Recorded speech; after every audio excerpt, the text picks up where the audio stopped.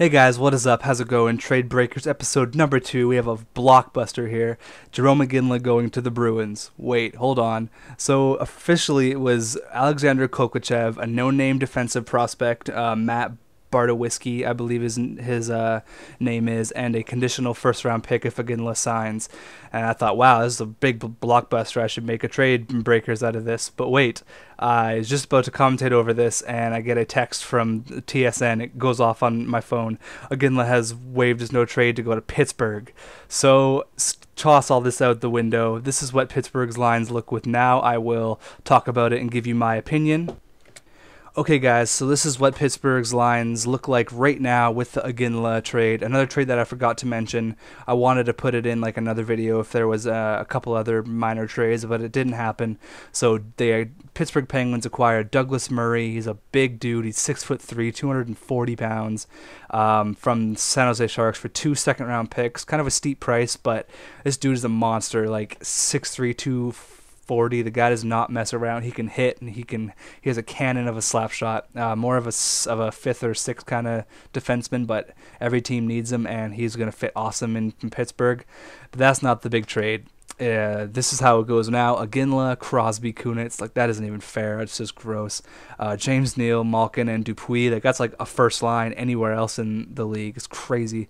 Brendan Morrow, Brendan Sutter, Tyler Kennedy, Matt Cook, Joe Vitale, and Bo Bennett. Just a crazy team. This is how the trade did end up going down.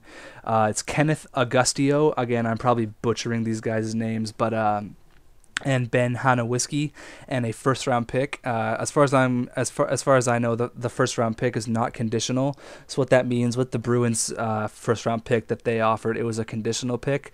So Pittsburgh would only get that pick, or no, the Flames would only get that pick if Iginla did sign with the Bruins after this year, because his contract does run out this year.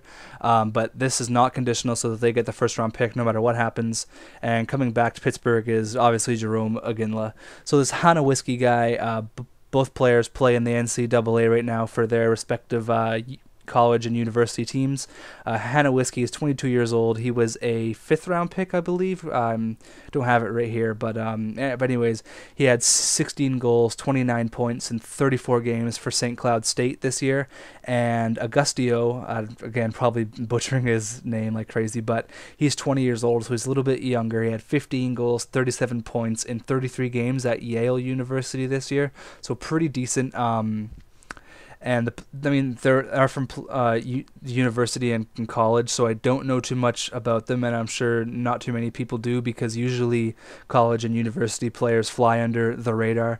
But some can turn out to be pretty decent. Like Paul Correa, he was a university player, and look how he turned out. Obviously, his career didn't turn out the way that he wanted, but he was a university player that kind of flew under the radar. I mean, he was like a first overall pick, but he's still from college and university, so they can turn out to be pretty good. Sorry, I'm talking a little bit. Gotta get a drink. I think that maybe in a couple years this deal will pay off for Calgary, because maybe these two players will turn out to be something decent. But as for right now, definitely from Pittsburgh. I mean, hand them the cup right now. They are amazing. Iginla obviously has chemistry with Crosby, with the Team Canada Olympic gold medal game where he assisted on Crosby's overtime goal. Everyone talks about, oh, Crosby got the overtime goal. Crosby. I mean, that's great. He deserves it 100%. He was in the right place at the right time. But that goal would not have happened without Jerome Iginla. Dude was in the right place at the right time, made a hit to make a play, and that is exactly what the Pittsburgh Penguins need. They have no real gritty forwards now. I mean, they do now with the addition of Brendan Morrow, but I mean, Chris Kunitz he's turning into more of a point producer than a grinder. Same with Pascal Dupuis, and I mean, you can't play Matt Cook on the first line to protect Crosby. So Iginla, he does it all. Iginla fights, he can score, he can hit. He is the perfect player to protect Crosby and Malkin. I can't even, I'm actually blown away that they pulled off this deal. I bet Boston's pissed, because they did have a pretty good trade with Alexander Kokochev being a pretty good prospect. But I think that, obviously, since I can't show you guys these players, let's go best lines right now. I can't show you guys the players going back to Calgary because they are NCAA AA players, and EA Sports doesn't have the rights to them, which is unfortunate. I hope they do that for NHL 14. But anyways, this is their lines right now, looking without Iginla pretty scarce and pretty bad. Joe McGinley came over to Calgary when I was 2 years old, so I mean he has been there for a long time. I'm 19 now, so I mean he has been the heart and soul of that organization for, 17 years. He's that team's heart. Like without him, they're not the same team. And being a Canucks fan, I get to watch. I've probably watched Iginla just tear up the Canucks like 50 times. Every time he steps on the ice, other team has to adjust, and putting him alongside Crosby just isn't even fair. It is crazy. It's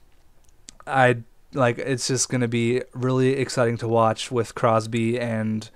I mentioned Crosby being the most, but you still have players that are gonna not really fly under the radar, but not get most attention, like Brendan Morrow and Tyler Kennedy. These guys are what make the team win the Stanley Cup.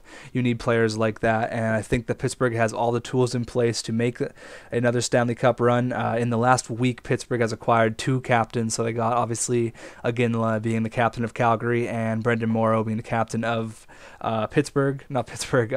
Dallas. So leadership is not a problem on this team. They are the best team in the NHL on paper, in my opinion. They are. I believe Calgary got robbed in this deal because these players may not turn out to be something for 5 years, and say they get like a 28th overall pick because Pittsburgh wins the cup, which I do think that they will. I mean, a 30th overall. But I do think that Jay Feaster should be fired on the spot. I'm sorry, Calgary fans. He is a terrible GM. With the moves that he has made, has not benefited the club whatsoever at all. With the whole Ryan O'Reilly debacle, he would have lost a first-round pick if it would have went through. Calgary is just a mess of an organization right now, so probably some big changes coming in Calgary. And I know Jay Feaster, he does like the college players because he did draft Mark Jankowski in the first round, 21st overall from last year. He is a college player. I don't think he was scouted to go to like the second or the third round. So, I mean, it could turn out to be something good, but I don't see it happening for Calgary right now.